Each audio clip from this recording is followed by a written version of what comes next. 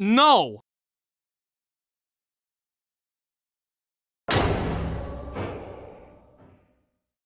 Welcome to the fourth week of the Spooktoberfest 2020. We've come a long way, but there are still a little more to go. Today we're talking about Tusk, came out in 2014, written and directed by Kevin Smith, based on the story from his podcast. Apparently, the only thing it had going for me personally was that it was released by A24. It was one of the earlier films for them, and my god, have they come far. Tusk follows a podcaster who travels to Canada to interview a mysterious man who has a lot of interesting stories to tell, but as the night goes on, he realizes that this dude was just trying to turn him into a walrus. So, yes, this movie exists. I'm floored too. It has since developed a cult following, of course. I believe many consider this to be one of the highlights in horror of the 2010s, and many consider this to be a straight misfire that failed at everything it was trying to do. And I can understand both. At its core, it is a body horror / comedy, and the former part is very reminiscent of The Human Centipede, to be honest. The plot itself is kind of like it as well. Tusk isn't a movie you see every year. It isn't even a movie you would encounter in general, because this movie is so fucking weird. I don't think I've seen anything like it. However, just because you can doesn't mean that you should. Originality doesn't always mean good. Anybody can do anything. For all of y'all Tusk fans out there typing in the comments right now, make sure to write a good one. Top comments gets an Xbox. First off, it is a cheap movie, and I understand that. The budget was only $3 million, and they did the best they could. The special effect makeup, while not anything mind-blowing, I find it appropriate to the story and the tone they're reaching for. It didn't rip me out of the movie. Even so, it does not excuse this. One of the earliest scenes includes Justin Long's character, our protagonist, at an airport and talking to a border agent played by Harley from Epic Mealtime. Are they still a thing? Wow, still up and kicking, huh?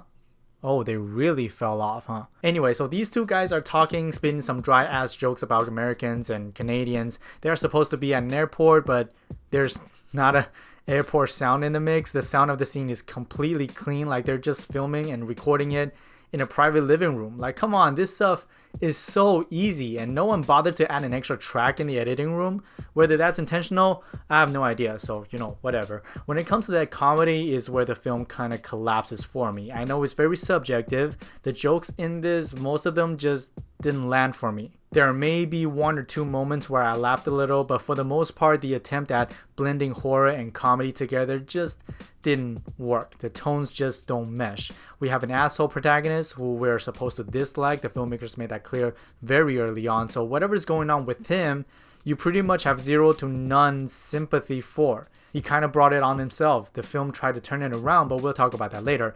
Even though the film is reaching for a horror vibe in which we feel bad for the characters within, because that's where horror lies. However, whenever we cut back to the subplot of his friends, they seem to be very worried. They seem to be panicking, but also in a humorous way. The film depicts these sequences with high-key lighting and extremely clean cinematography with long, drawn-out jokes that muddy the water even further. So you get this weird feeling of, I'm not laughing right now, but I don't know if the film is expecting me to laugh, or is it right for me to laugh at the wrong thing? The film seems to make fun of accents as well, as everyone in the film speaks in a different accent in a very obvious and exaggerated way. Just pointing it out, not saying it's a bad thing or a good thing.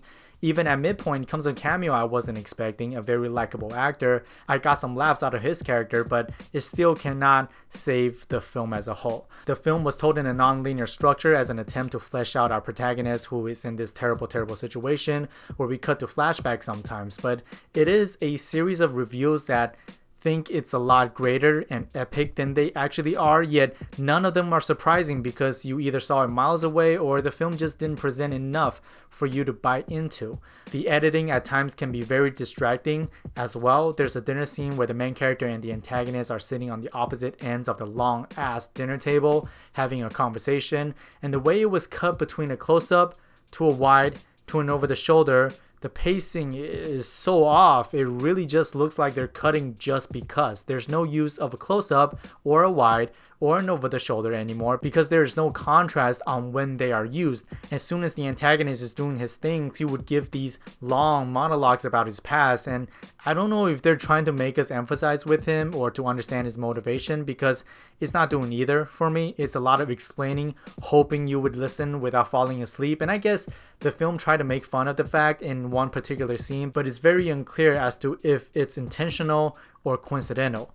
I would say the actor playing Allie, Genesis Rodriguez, is a lot better than the material requires. I didn't really expect anyone to bring their A game in this type of movie, but she's pretty good in the movie. The cameo actor is also having fun, and I respect that. But overall, Tusk is just a bad salad. It's a smoothie that tastes sour but with a bitter aftertaste, leaving me quite unsatisfied. I respect and admire that they were able to put together a movie so odd that many people may have never seen before, but that doesn't necessarily mean it's good. I understand if you like this type of stuff, but I also understand if you hate it, because I myself subscribe to the latter. But I'm gonna be completely honest, this movie would probably be better for me if I'm a bit drunk.